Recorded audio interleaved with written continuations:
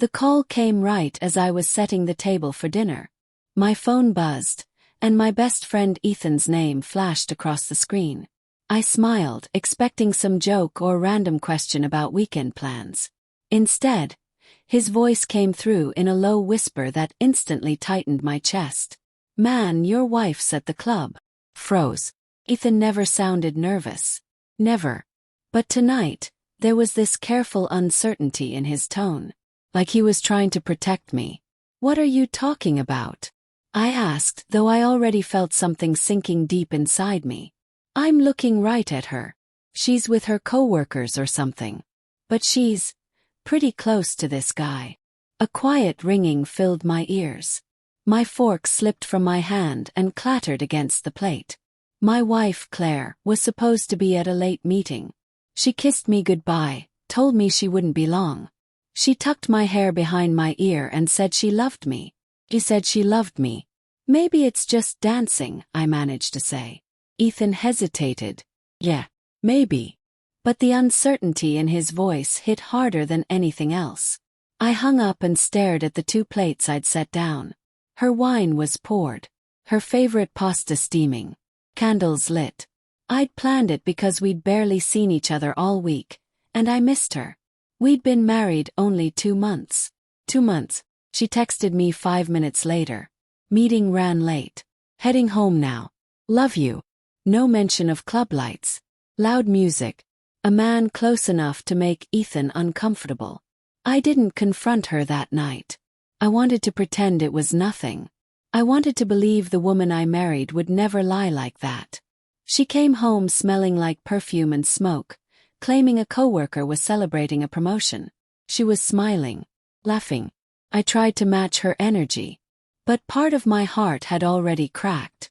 The small things started piling up. She'd turn her phone face down when it lit up.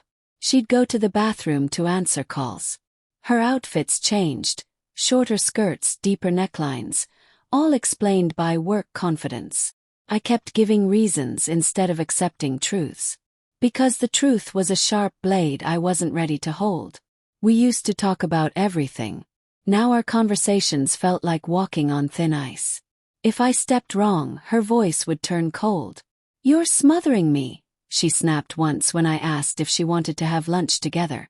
Married doesn't mean chained together. I nodded like it made sense. But inside something was spiraling. One night I couldn't take the doubt anymore. She came home late again, cheeks flushed, lipstick sloppy like she wiped it off in the car. When she went to shower, she left her purse open on the counter. Her phone lay inside. Silent. A brick waiting to crush me. My hand hovered. I told myself I trusted her. That love meant believing your partner even when fear tries to twist everything. But love shouldn't have to fight this hard.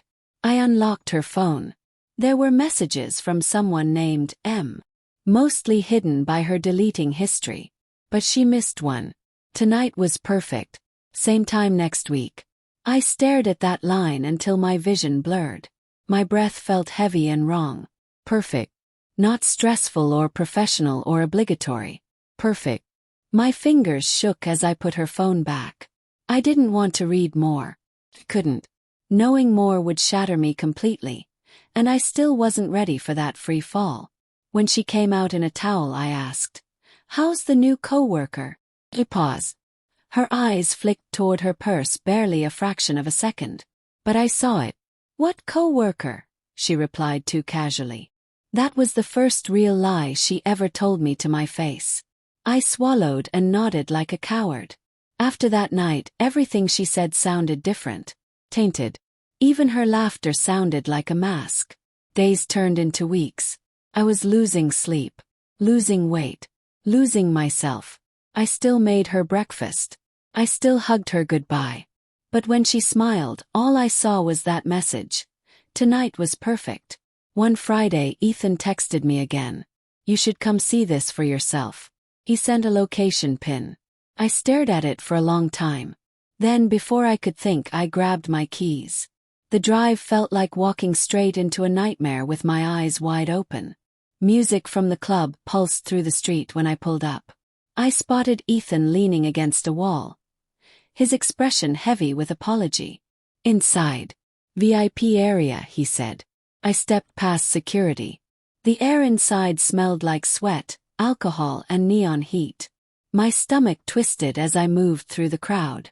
A song thumped so loud it felt like my heartbeat was matching it. Then I saw her. Claire was sitting on a sofa, laughing. Her hand rested on a man's chest like she'd done it 1,000 times.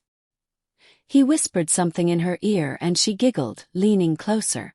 Too close. Her wedding ring glinted under the strobe lights. My feet rooted to the floor. My mouth went dry. I felt like everyone was staring at me, watching me crumble. The man lifted her chin and kissed her. Not a shy kiss. Passionate, hands-on-skin kiss. She kissed him back. And just like that, our vows shattered. I left before she even noticed me. Ethan followed me outside. "I'm so sorry," he said. I nodded, but I didn't cry. Tears would have meant there was still hope to save. There wasn't. That night I didn't go home. I slept in my car in a parking lot, staring at the ceiling, my wedding ring burning my finger like a lie I didn't want to wear anymore. The next morning she texted. "Going to yoga with the girls. Don't wait up. Love you. Love you." I almost laughed. I drove home, packed a suitcase, grabbed the framed wedding photo, stared at our smiles, hers wide and bright, mine full of belief, and felt sick. When she walked through the door that afternoon, all relaxed and cheerful, she froze when she saw the suitcase. "What's going on?" she asked slowly. "I know," I said. Her expression flickered. Confusion, fear, anger. The stages of a liar being exposed. "What are you talking about?" she tried. "I saw you," I whispered. "At the club. With him."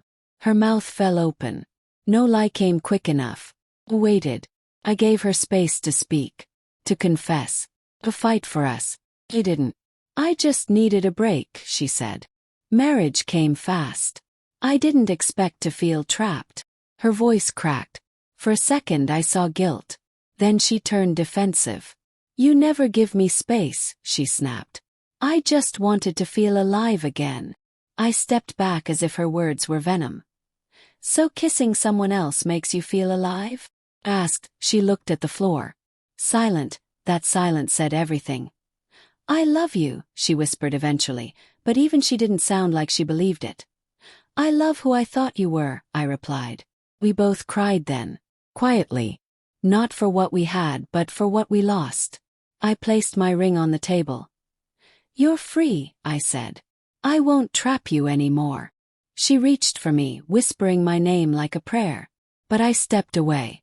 I walked out with my suitcase, closing the door behind me. Not slamming it, just letting it click shut like a chapter ending.